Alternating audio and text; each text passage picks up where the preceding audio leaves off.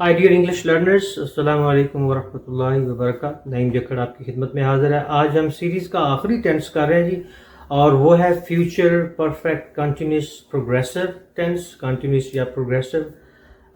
اور یہ ٹینس جو ہے عموماً انگلش میں بہت کم استعمال کیا جانے والا ٹینس ہے، قدرے تھوڑا سا مشکل ہے کیونکہ اس میں کچھ ابہام آتے ہیں، لیکن آج اس کو میں آپ کے لیے کوشش کروں گا بڑی آسانی کے ساتھ آپ کو سمجھ میں آئے اور اس کے جو استعمالات ہیں وہ آپ سمجھ سکیں۔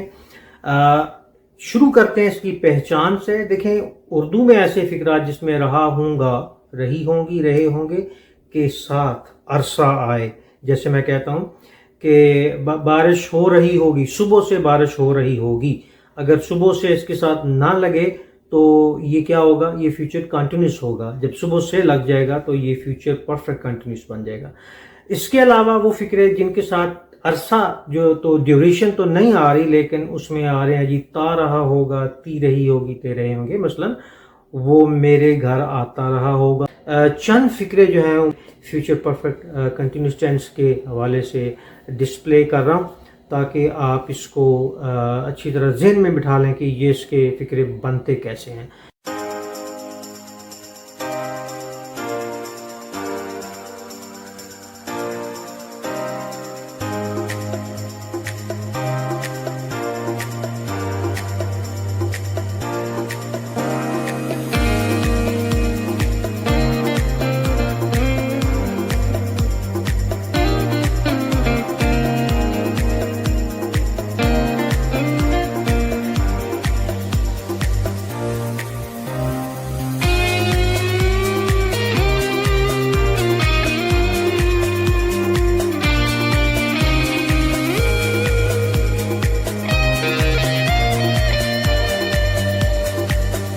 ایک دفعہ پھر سے میں آپ کو یہ بتا دوں کہ اس ٹینس میں بھی کنٹریکشنز یوز ہوتی ہیں، بجائے کہ ہم آئی شیل کہیں گے آئی ایل، یو ول کہیں گے یو ایل، اور شی ایل اور دے ایل، اور منفی فقرات میں وونٹ کا استعمال ہوگا ول ناٹ کی بجائے۔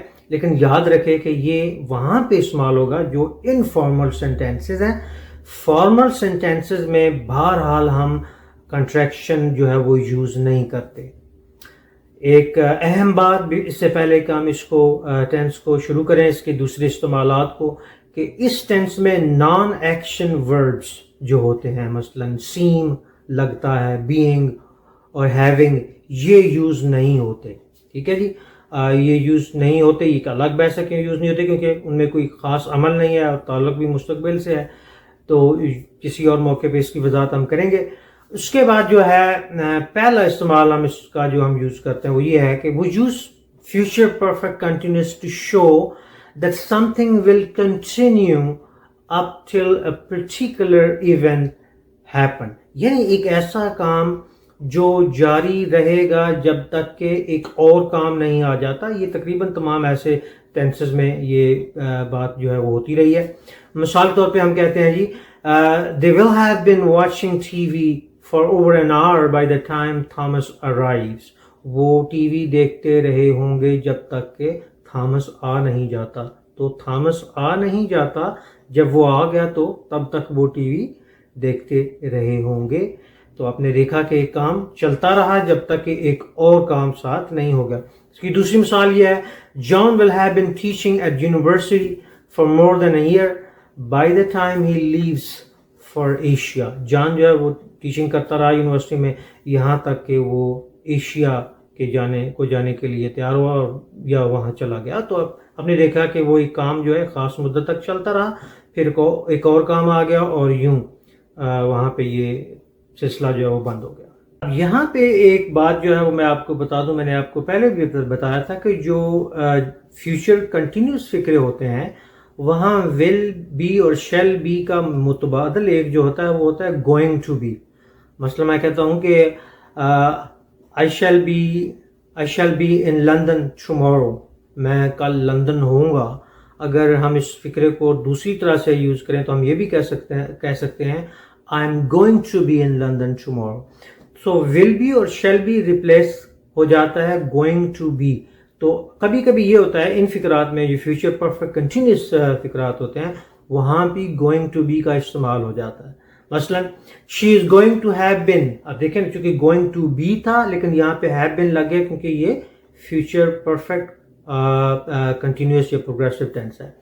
سو ہم کہتے ہیں she is going to have been living here for more than 2 years when her parents finally arrives.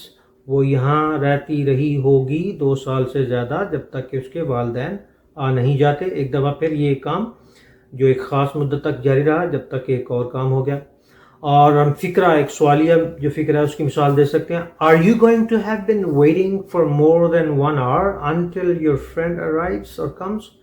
کیا آپ میرا 2 گھنٹے سے زیادہ انتظار کرتے رہے ہوں گے جب تک کہ آپ کا دوست نہیں آ جاتا. تو آپ نے دیکھا یہاں پہ گوئنگ ٹو بی نے ریپلیس کیا ول بی اور شیل بی کو. فیوچر پرفیکٹ کنٹینیوس ٹینس کو ہم کاز اینڈ ایفیکٹ کے فقرات میں بھی استعمال کرتے ہیں، یعنی جو ایک کام ہوا فقرے کے اندر دوسرے حصے میں اس کا سبب جو ہے وہ بیان کیا جاتا ہے اس ٹینس کے ذریعے. مثال کے طور پہ Jason will be tired when he gets home because he will have been jogging for over an hour. Jason جو ہے وہ گھر آنے تک تھک گیا ہوگا کیونکہ وہ 1 گھنٹے سے زیادہ جاگنگ کرتا رہا ہوگا.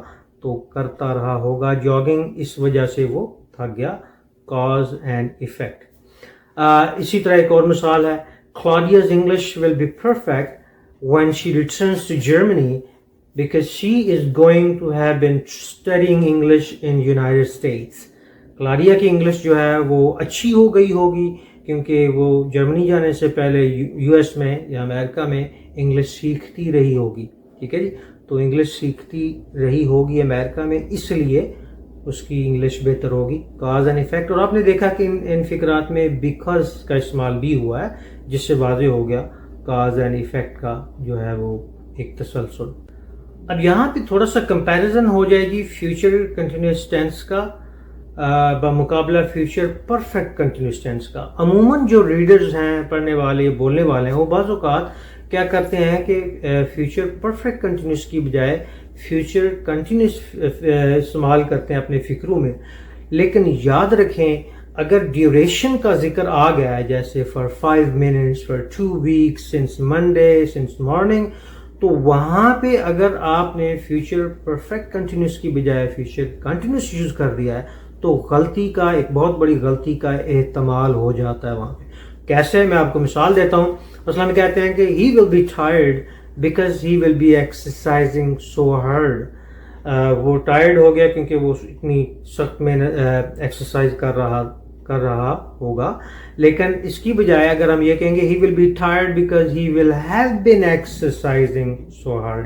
اب اس میں فرق یہ ہے کہ اگر ہم کہیں گے کہ he will be tired because he will be exercising so hard، وہ اس لیے تھک گیا کہ وہ سخت ایکسرسائز کر رہا ہوگا یا کرتا رہا ہوگا. تو اس میں باریک سا فرق یہ ہے کہ وہ پھر ایک پہلے فقرے میں کا معنی یہ نکلتا ہے کہ ایکسرسائز کرتے ہی تھک گیا، اور دوسرے کا معنی یہ نکلتا ہے کہ ایکسرسائز کافی دیر تک کرنے کے بعد تھک گیا. تو آپ دیکھ لیں کہ یہ جو باریک فرق ہے کیونکہ ہم نے یہاں پہ مکس اپ کر دیا فیوچر پرفیکٹ کو صرف فیوچر کنٹینیوس کے ساتھ، اس سے جو فقرے کے معنی ہیں وہ یکسر بدل جائیں گے.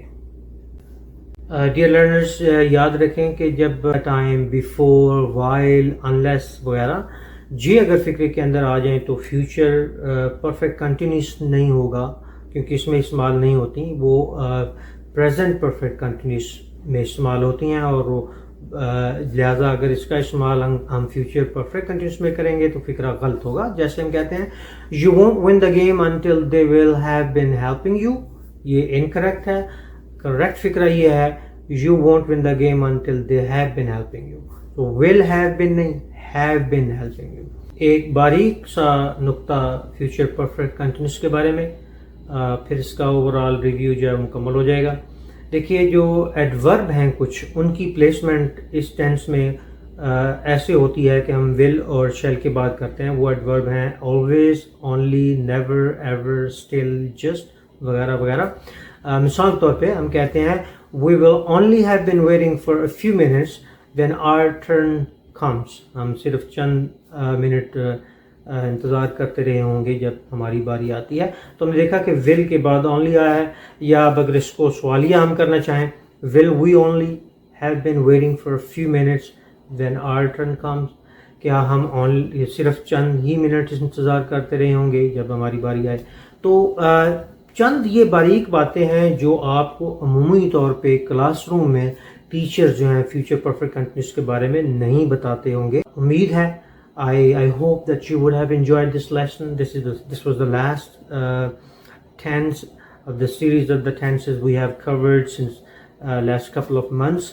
And of course, dear learners, very, very important now that you be in touch with the modern uses of the tenses, and you understand not only with the conventional knowledge but also the things that are being used in the modern world. I hope you have enjoyed the lesson. Please repeat the lesson if it required so, and try to understand all those things that I have mentioned so that you can avoid any future mistakes in using the future perfect continuous or progressive tense. Have a wonderful day.